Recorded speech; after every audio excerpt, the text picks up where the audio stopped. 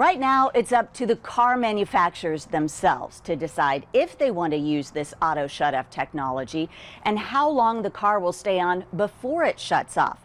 The Department of Transportation was supposed to write some regulations as part of the 2021 infrastructure bill, but those standards are now 2 years overdue.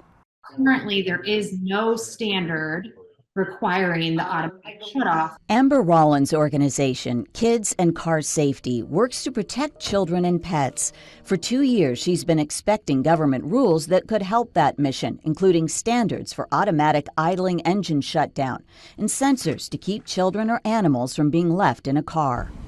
Amber's watch deadlines come and go with deadly consequences. We've been advocating for an automatic shutoff, but we don't want there to be an unintended consequence of people not knowing it's there, relying on it, not being able to count on it. When you buy a car these days, it likely turns on and off with the touch of a button. But the convenience of keyless ignition brought something else, possible carbon monoxide exposure. It killed 3 Marines in a parked car in 2023, and a family of 4 died last year. Poisoning is most common when cars are left running in the garage. In 2021, the Society of Automotive Engineers called for auto shutoff around 30 minutes.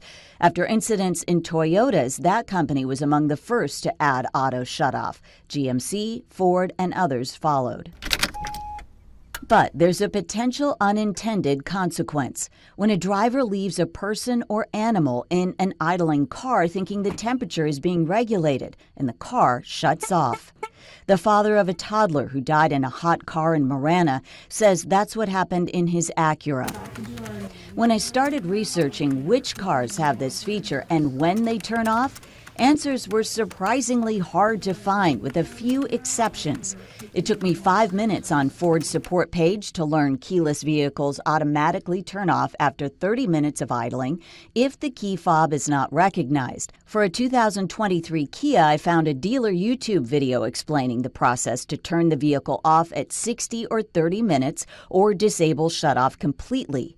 But for most models, I simply could not find the auto shutoff specs. While companies say they meet or exceed all relevant federal safety standards, what does that mean if there are no standards? I spoke with Clipper Automotive owner John Klipstein. Let me go home.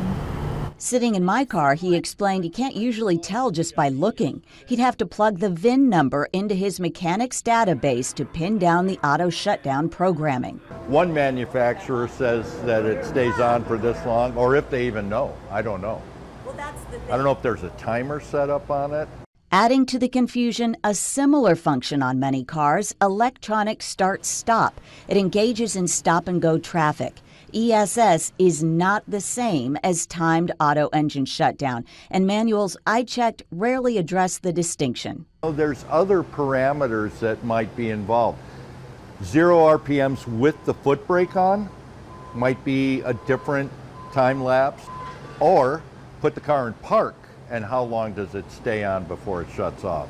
And those are, I think, unanswered questions.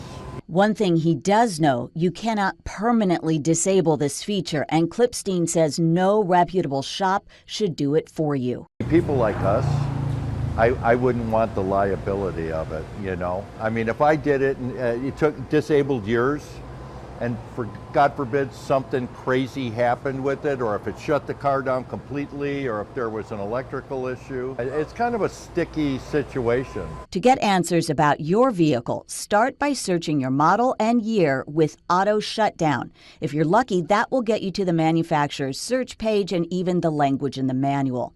You may need your VIN to narrow it down. If that fails, start a chat offered on many manufacturer homepages under support, or call your dealer. Once you learn about your car's safety features, you can set up notifications if that's offered by your manufacturer. But just remember, it is never safe to leave a child or animal unattended in a car for any length of time. The National Highway Traffic Safety Administration is in charge of writing those regulations. They're on the docket for April of next year. Brooke Wagner, 13 Fact Finders.